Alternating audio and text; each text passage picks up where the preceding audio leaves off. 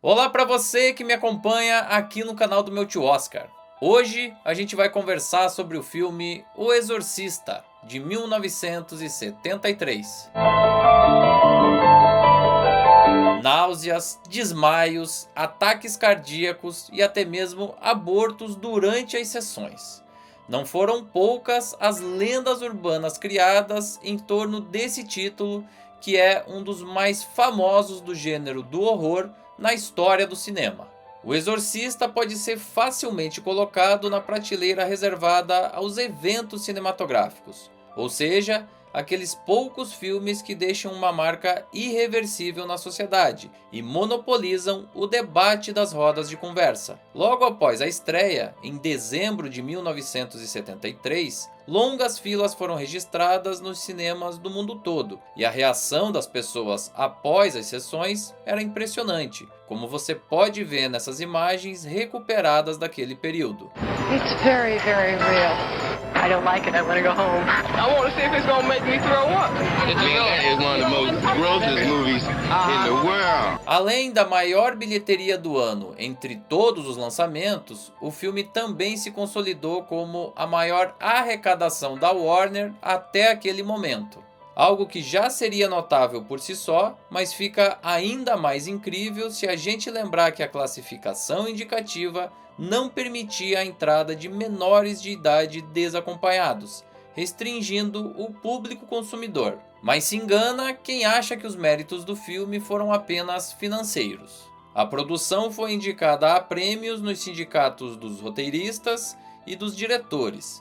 Venceu 4 Globos de Ouro, incluindo melhor filme drama, e recebeu 10 indicações ao Oscar, o número mais alto que um filme do gênero já conseguiu.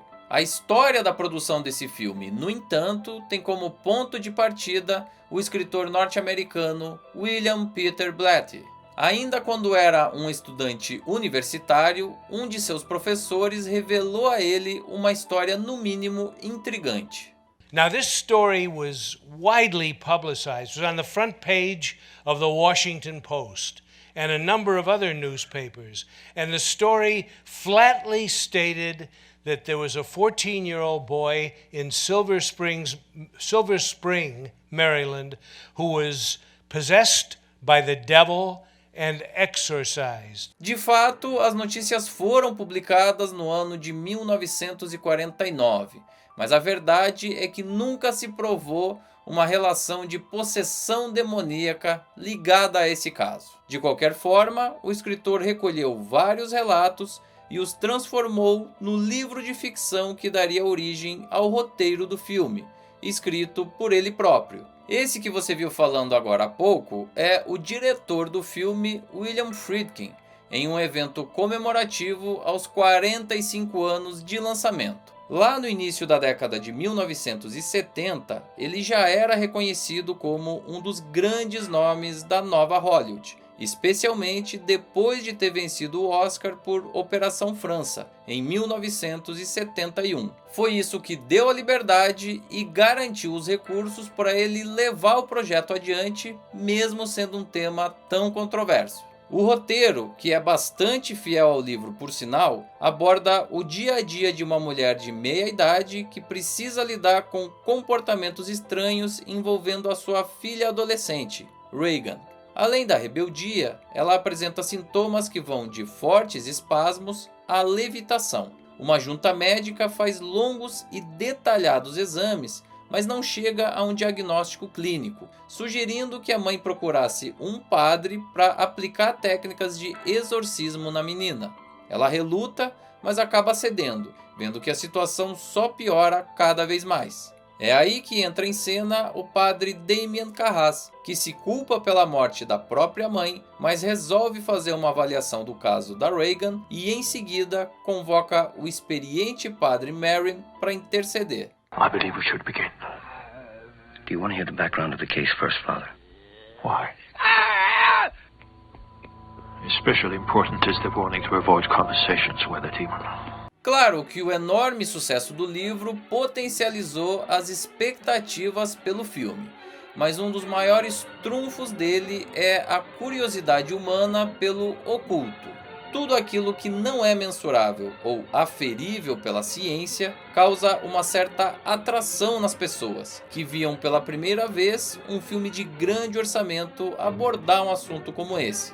O tema do exorcismo é um tabu até mesmo dentro da Igreja Católica, então ter isso na tela grande e em uma época com poucas fontes alternativas foi absolutamente poderoso. Mas além disso, a abundância de cenas chocantes torna impossível o espectador sair indiferente de uma sessão. Antes mesmo da possessão demoníaca, o procedimento de angiografia, visualmente incômodo, já causa desconforto.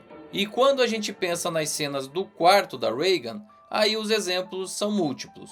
Objetos voando, ambiente gelado, vômito verde nojento e muito mais. Impossível não citar também a famosa cena da masturbação com um crucifixo, que de todas é a que menos envelhece, justamente por contrapor sexualidade com religião, uma mistura altamente polêmica. Você pode até não ser religioso, mas só por entender a simbologia de um crucifixo, essa cena já vai te incomodar. Agora, perceba que as passagens mais lembradas são justamente aquelas ligadas ao desconforto e ao choque, o que é um dos principais objetivos do terror. Mas O Exorcista acessa uma segunda camada ainda mais incômoda, que tem a ver com o etéreo, o inexplicável e pior, aquilo que pode acontecer com qualquer um de nós. Nada desperta mais o medo do que aquilo que nos coloca em situação de vulnerabilidade.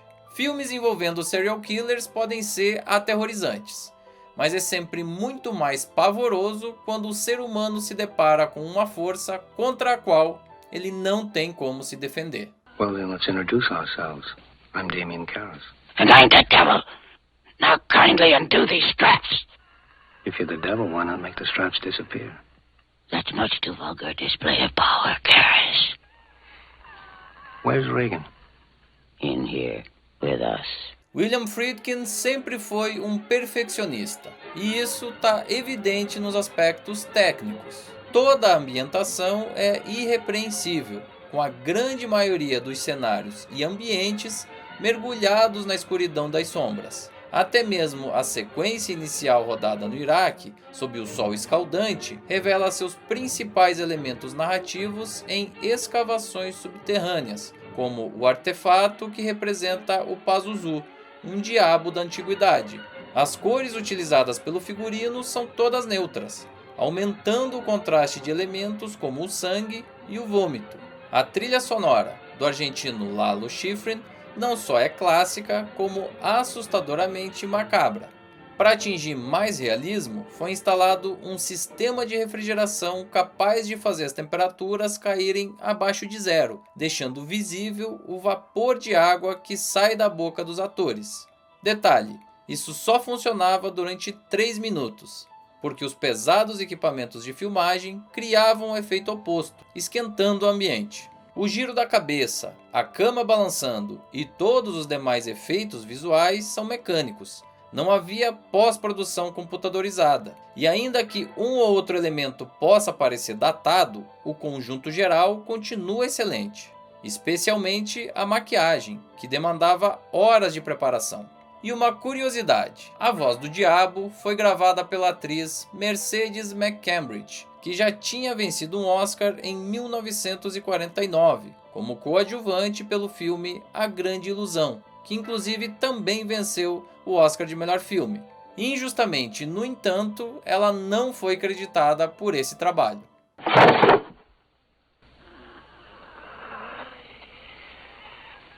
Did you do that?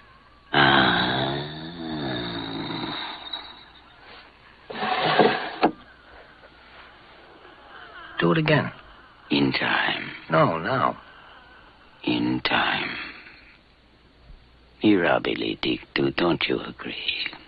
A escalação de elenco também foi um processo difícil, seja pela exigência do diretor ou pelas características dos papéis. O padre Damien Carras acabou interpretado por Jason Miller, que assim conquistou a única indicação ao Oscar da sua carreira, como ator coadjuvante. Max von Sydow, que na época tinha pouco mais de 40 anos de idade, fez o veterano Padre Merrin. Ellen Burstyn ficou com o papel da Chris, após Audrey Hepburn, Anne Bancroft e Shirley MacLaine terem sido descartadas por razões diversas. Assim, ela conquistou a segunda indicação ao Oscar, dessa vez como protagonista, já que 2 anos antes ela tinha sido lembrada pela Academia como coadjuvante por A Última Sessão de Cinema. Finalmente, Linda Blair foi escolhida para o papel da sua vida e também indicada ao Oscar por ele, como atriz coadjuvante.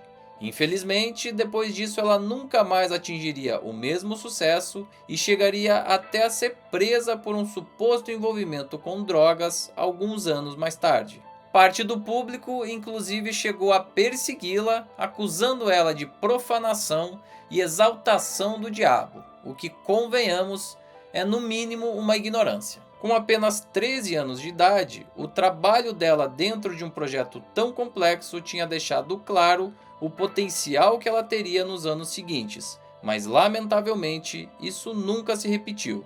E os contratempos não param por aí, fazendo muita gente acreditar que esse sempre foi um projeto amaldiçoado. Além do imenso atraso nas filmagens e do estouro do orçamento, um dos sets de gravação pegou fogo. Linda Blair teve uma fratura nas costas em uma das cenas e Ellen Burstyn fraturou o cóccix em outra, com sequelas para o resto da vida. O ator Jack McGowan morreu apenas uma semana após concluir a sua participação no filme, e algum tempo depois foi a vez da atriz Vassiliki Maliarus ter o mesmo destino. Prato cheio para quem gosta desse tipo de teoria e, claro, também um elemento poderoso de marketing. Are you comfortable, Reagan? Yes. How old are you? 12. Is there someone inside you? Sometimes. Como eu falei anteriormente, esse filme teve nada menos do que 10 indicações ao Oscar, empatando numericamente com o seu principal concorrente naquele ano, Golpe de Mestre. Ele acabou sendo premiado nas categorias de melhor som e melhor roteiro adaptado, e só não saiu ainda mais vitorioso por causa de um boicote. George Cukor, naquele momento um respeitado veterano e oscarizado como o melhor diretor em 1964 por Minha Bela Dama, além de outras 4 indicações, se empenhou pessoalmente em um lobby contra o Exorcista. Em uma reunião de governadores da Academia, por exemplo, ele conseguiu aprovar o cancelamento da categoria de melhores efeitos visuais naquela temporada. Um prêmio que certamente iria para o filme de Friedkin. Logo após a cerimônia de entrega dos prêmios, o roteirista e também produtor William Peter Blatty chegou a afirmar o seguinte, abre aspas, eu acredito que o filme está tocando um nervo, e às vezes esse nervo é muito sensível. Talvez o Sr. Cukor tenha ficado perturbado. Ele tem uma visão estreita do que constitui ultraje ou obscenidade. Fecha aspas. Por todas as temáticas controversas que o filme explora, bem como as polêmicas envolvendo religião e moralidade, e que inclusive influenciaram as rodas de discussão da época, era certo que uma boa parte da sociedade, bem como dos membros da academia, repudiava a própria produção, notadamente os mais conservadores. Resultado, o filme venceu menos prêmios do que poderia. But then when I showed it to Warner Brothers, they made some suggestions, and I thought the suggestions were good. And so I took out 12 minutes. No ano 2000, o filme foi relançado nos cinemas com cenas adicionais, originalmente cortadas por sugestão do próprio estúdio. O resultado foi fantástico, com direito a uma receita adicional que superou a casa dos 100 milhões de dólares. Antes disso vieram continuações e derivações, e pro ano que vem já está confirmado um remake. O Exorcista pode te desagradar por vários motivos, sejam eles cinematográficos ou não, mas certamente é um dos filmes mais importantes não só do gênero do terror, como de toda a história do cinema. God, the Lord of all creation, gave to your holy apostles the power to tramp underfoot serpents and scorpions. Grant me, your unworthy servant, pardon for all my sins, and the power to confront this cruel demon. Para você que está me acompanhando nesse vídeo, agora eu peço um favor. Faz o seguinte, deixa aqui embaixo, no espaço destinado aos comentários pelo próprio YouTube, um relato de como foi assistir pela primeira vez ao Exorcista. Foi no cinema, foi no DVD, foi na televisão, enfim, costuma render histórias muito interessantes. Também não esquece de curtir, compartilhar o material, se inscrever no canal e ativar as notificações no sininho. A gente segue analisando todos os filmes indicados ao Oscar na categoria principal de 1973 e a próxima atração vai ser nada menos do que o vencedor daquela cerimônia. Golpe de Mestre, estrelado por Paul Newman e Robert Redford. Te espero aqui!